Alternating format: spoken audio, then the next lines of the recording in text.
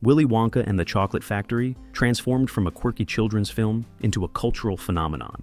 But the magic on screen came with a price. Behind the whimsical sets and unforgettable musical numbers lies a story of creative battles, corporate manipulation, and bitter feuds.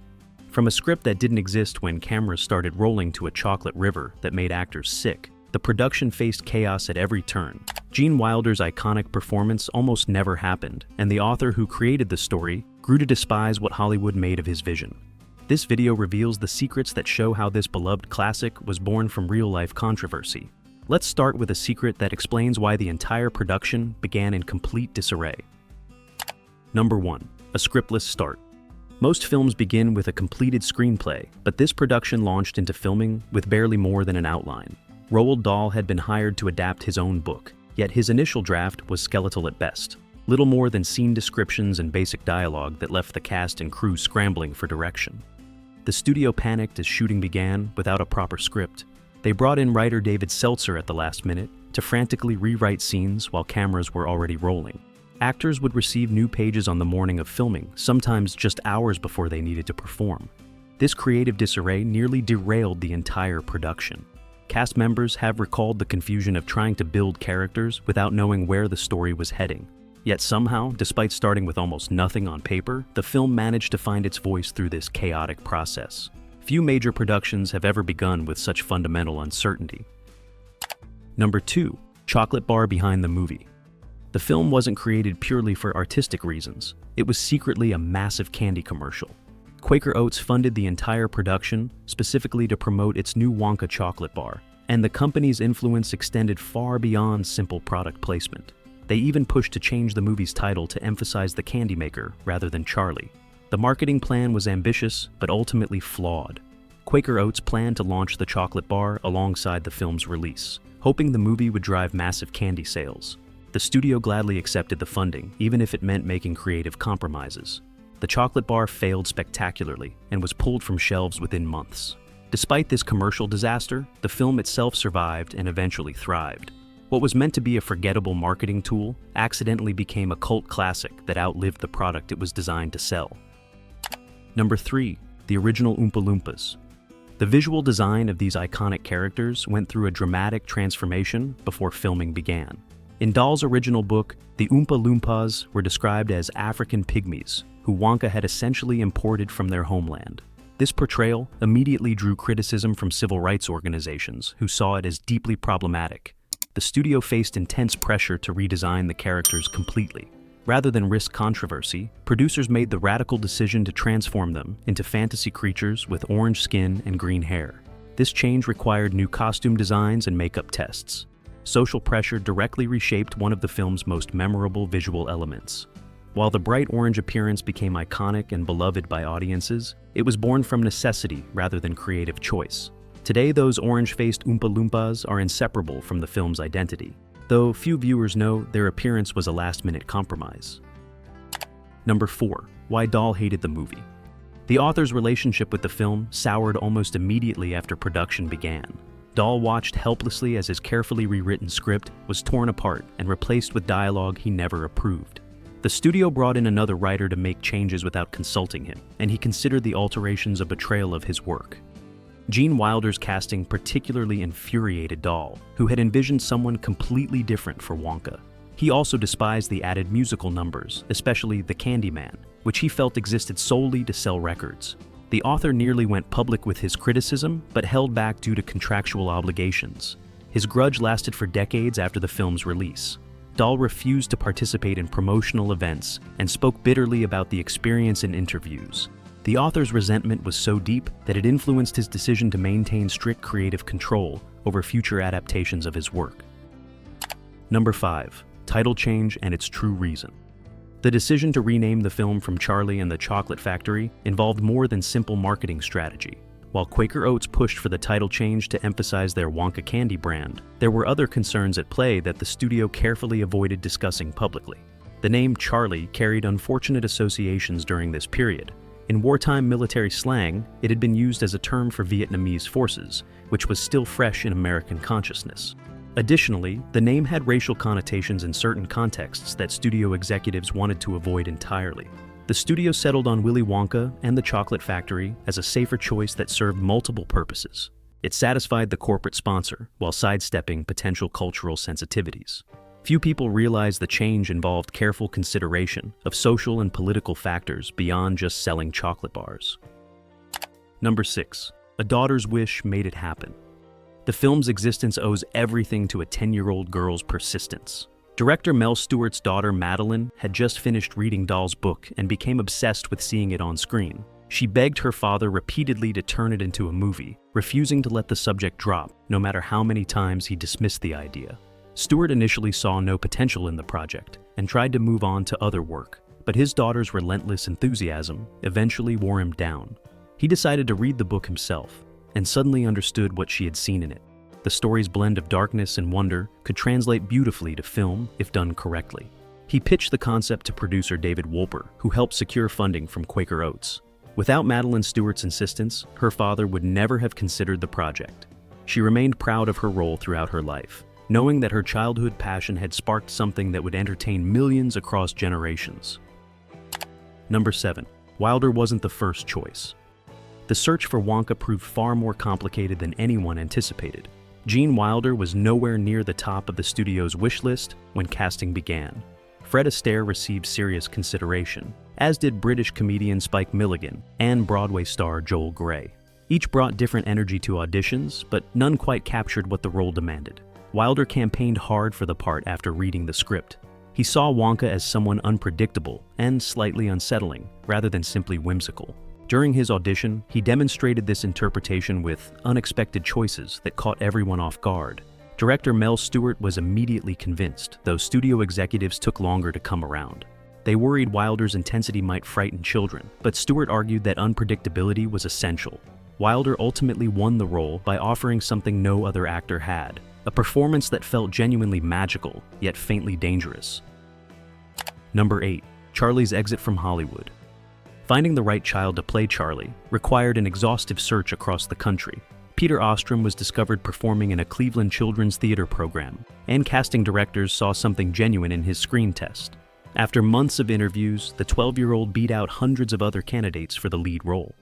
The filming experience was magical for Ostrom, but it didn't inspire him to pursue acting further. When the movie wrapped, he received offers for other roles and was encouraged to move to Los Angeles permanently. Instead, he made the surprising decision to turn everything down and return to his normal life. He enrolled in college, studied veterinary medicine, and built a career completely outside entertainment. Today, Dr. Ostrom works as a large animal veterinarian and reflects fondly on his brief moment in cinema. He occasionally attends fan conventions, but has never regretted leaving Hollywood behind. Number 9. Wilder created Wonka's entrance. One of the film's most memorable moments came entirely from the actor's creative vision. Gene Wilder insisted on designing Wonka's first appearance, including every detail of how the character would walk and move. He wanted the entrance to establish immediate uncertainty about who Wonka really was beneath the showmanship. Wilder proposed that Wonka would emerge using a cane, appearing frail and elderly. Then, dramatically, he would stumble forward and execute a perfect somersault, springing up with youthful energy. The actor believed this moment would signal to audiences that nothing about this character could be trusted or predicted. He also meticulously crafted every element of his costume, down to measuring the exact height of his top hat. The entrance became iconic, precisely because it accomplished what Wilder intended. It made the character unpredictably brilliant from his very first step on screen. Number 10. The Lost Ticket Winner. The original story included a golden ticket winner who never made it to filming. Miranda Piker was a character Dahl had written into early drafts, a bossy girl who was supposed to meet her demise in the factory alongside the other children. Her planned exit involved being ground up in a machine after ignoring warnings. Production schedules and budget constraints forced the character to be cut before cameras rolled. The deletion happened so late that Miranda had already appeared in some early promotional materials and merchandise. Toy companies had even created products featuring 6 children instead of 5. Her ghostly presence lingered in fan theories for decades. Some viewers noticed inconsistencies in certain versions and wondered if scenes had been deleted. Miranda's planned fate was actually darker than what happened to the other children, which may have contributed to removing her entirely. Number 11. Mike Teavee was a real troublemaker.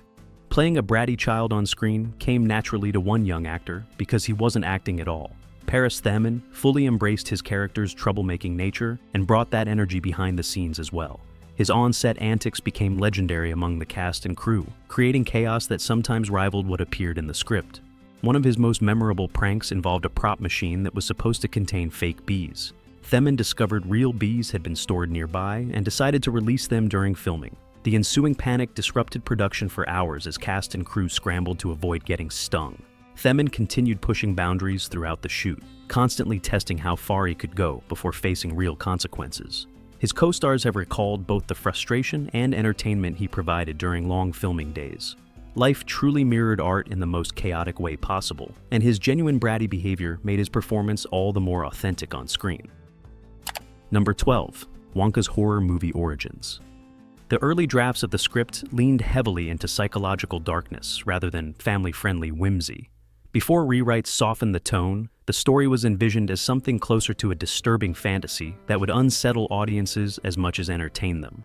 Scenes were written to emphasize dread and danger rather than magical wonder. Some of that original horror aesthetic survived into the final film, most notably in the infamous tunnel sequence. The psychedelic boat ride features disturbing imagery and Wonka's unsettling monologue that feels completely out of place in a children's movie. Gene Wilder delivered those lines with genuine menace, creating a moment that has terrified generations of young viewers. The tonal inconsistency reveals the film's darker origins. While most scenes feel lighthearted, occasional moments slip through that belong in an entirely different genre. This bizarre blend of whimsy and horror became part of the movie's strange appeal, giving it an edge that purely sweet children's films lack. Number 13. How the Candyman became a hit. The song performed by shopkeeper Bill in the film's opening sequence wasn't initially expected to have any commercial success. Aubrey Woods delivered a charming performance in the movie, but the tune seemed destined to remain just another pleasant moment in the soundtrack. Then something unexpected happened that changed everything. Sammy Davis Jr. heard the song and decided to record his own version completely independently from the film's promotional campaign. His cover transformed the gentle melody into a powerhouse performance that climbed the charts rapidly. The song became Davis's only #1 single in his entire legendary career, reaching the top spot and staying there for weeks. This created a rare situation where a film song achieved massive success outside the movie itself. Most people who bought Davis's record had no idea it came from a children's film. The song's popularity eventually drove more attention back to the movie, creating an unusual case of a soundtrack song, eclipsing its source material. Number 14. The chocolate river was disgusting. The famous river flowing through the chocolate room looked delicious on camera, but was absolutely revolting in reality. The production team created the liquid from a mixture of water, cream, and brown dye that turned rancid remarkably quickly under the hot studio lights. The smell became overwhelming as filming dragged on day after day. Poor Michael Bollner, who played Augustus Gloop, had to wade through this disgusting concoction repeatedly for multiple takes. The liquid stuck to his skin and clothing, and the odor became so bad that crew members would avoid standing near him between scenes. He required extensive cleanup after each take. The set designers had prioritized visual appeal over practical concerns, never anticipating how quickly the mixture would spoil. By the end of filming those scenes, the chocolate river had become a genuine health hazard. The magic of cinema required one young actor to endure truly disgusting conditions that audiences watching at home would never suspect. Number 15. Wonka props that weren't edible. Despite the film's focus on candy and sweets, very few props were actually safe to eat. The production relied heavily on creative fakery to achieve the right visual effects, and some of those fake items proved genuinely dangerous. What looked magical on screen often carried real risks for the actors handling them daily. Gene Wilder's teacup in the famous scene where Wonka eats the cup itself was made entirely of wax. The prop required careful handling because it would melt under hot lights. Wilder had to rehearse the bit repeatedly to make it look natural while avoiding any actual consumption of the waxy material. The egg-smashing scene that leads to Veruca's downfall created even worse problems. Julie Dawn Cole sliced her leg open on a sharp metal edge hidden beneath the set during filming. The injury required immediate medical attention, and careful observers can actually spot blood in the final cut. Number 16. Real reactions to the candy room. The production team made a brilliant decision to hide the chocolate room set, from the child actors until cameras were rolling. They wanted to capture genuine shock and wonder rather than rehearsed expressions. So, the massive candy wonderland remained completely off limits during rehearsals. The kids had no idea what awaited them beyond those factory doors. When the moment arrived to film the scene, the children's reactions were completely authentic. Their gasps, wide eyes, and excited expressions weren't acting. They were experiencing real awe at seeing the elaborate set for the first time. The candy trees, chocolate waterfall, and edible flowers exceeded anything their imaginations had created. This approach created one of the most genuine moments in the entire film. Directors rarely take such risks because untrained child actors might freeze or react inappropriately. But the gamble paid off beautifully. The scene captures pure wonder that would have been impossible to replicate through multiple takes. Those authentic reactions helped audiences share in the magic alongside the characters. Number 17. Casting the Oompa Loompas. Finding enough actors to play the Oompa Loompas proved far more challenging than anyone anticipated. The production needed to hire 10 little people from across Europe, and the search took months of coordination. In the 1970s, Germany, where the film was shot, locating performers with the right skills and availability wasn't easy. The actors who were eventually cast formed tight bonds during production. Living and working together in a foreign country created unique camaraderie, and their offset adventures became legendary among the crew. They spent wild nights exploring Munich and supporting each other through demanding choreography and long shooting days. Their friendship helped them endure the physical challenges of the role. The makeup process alone took hours each day, transforming them into orange-skinned fantasy creatures. They had to perform complex dance numbers and heavy costumes under hot lights. Their genuine chemistry translated to screen, giving the Oompa Loompas a cohesive presence that enhanced every musical number. Number 18. Wilder's kindness off camera. Gene Wilder's on-screen intensity as Wonka stood in sharp contrast to his gentle behavior behind the scenes. While his character kept everyone guessing and occasionally frightened the children during filming, Wilder himself was warm and protective of his young co-stars. He understood the pressure they faced and went out of his way to make them comfortable. Between takes, he would share chocolate with the kids and tell them stories to keep spirits up during long shooting days. When scenes required him to be stern or intimidating, he would immediately break character afterward to reassure them it was just pretend. The child actors have consistently praised Wilder's kindness in interviews decades later. His genuine care created a safe environment that allowed them to take creative risks without fear. This warmth behind the camera contrasted beautifully with his unpredictable performance. The children trusted him completely, which made their on-screen chemistry feel natural and authentic. Number 19. The factory's toxic foam. The famous Wonka wash scene looks whimsical and fun on screen, but the foam used wasn't the harmless soap bubbles audiences imagined. Production designers filled the area with fire extinguisher foam because it created the right visual texture and stayed thick enough for filming. Nobody anticipated the painful consequences this choice would create. The foam caused severe skin reactions for actors who had to wade through it. Multiple cast members developed painful rashes and irritation that required medical treatment.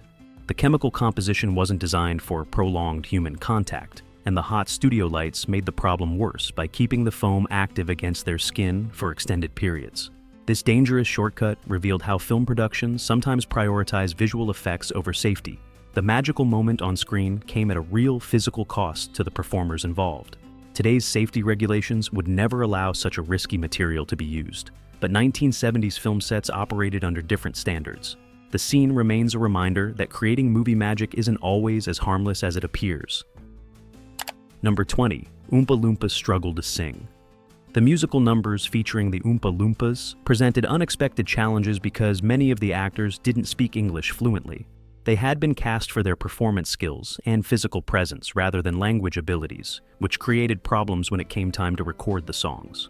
The solution required the actors to learn the lyrics phonetically, memorizing sounds without understanding the words they were singing. They would practice repeatedly, matching their mouth movements to recordings while having no idea what the sentences actually meant. The process was tedious and frustrating for performers who couldn't rely on comprehension to help them remember. This language barrier also complicated the choreography, as directors couldn't simply explain what they wanted verbally. Despite these obstacles, the final musical sequences look polished and professional, hiding the immense difficulty the performers faced. Their commitment to making the scenes work, despite the language challenges, shows remarkable dedication. Number 21. When the film was a flop. The movie's initial theatrical release was a massive disappointment that shocked everyone involved in the production. Despite the creative effort and financial investment from Quaker Oats, audiences simply didn't show up to theaters. The film earned barely more than its production budget and was quickly labeled a commercial failure by Hollywood standards. Critics at the time were lukewarm at best, with many dismissing it as a strange children's movie that didn't quite work. The unusual tone confused reviewers who couldn't decide if it was meant to be whimsical family entertainment or something darker. Theater owners pulled it from screens after just a few weeks. The film's resurrection came years later through television reruns and VHS rentals. Networks began broadcasting it regularly, and families recorded it to watch repeatedly at home. Children who missed it in theaters discovered it on TV and fell in love with the strange, magical world. This gradual exposure transformed a forgotten flop into a beloved classic, but only after nearly a decade of patient discovery by new audiences. Number 22. Oscar snubs and overlooked praise. Awards season completely ignored the film, despite several standout elements that deserved recognition. Gene Wilder's transformative performance as Wonka never received an Oscar nomination, which remains baffling given how iconic the role became. His ability to balance charm with menace created something genuinely original that the Academy failed to acknowledge. The movie earned only a single nomination, for Best Original Score. Even this lone recognition felt inadequate, given the memorable songs and elaborate production design that went unnoticed. The technical achievements, from set construction to costume design, were dismissed entirely by voters who saw it as just another children's film. Critics and awards bodies only later recognized the film's brilliance after it gained cult status through home video.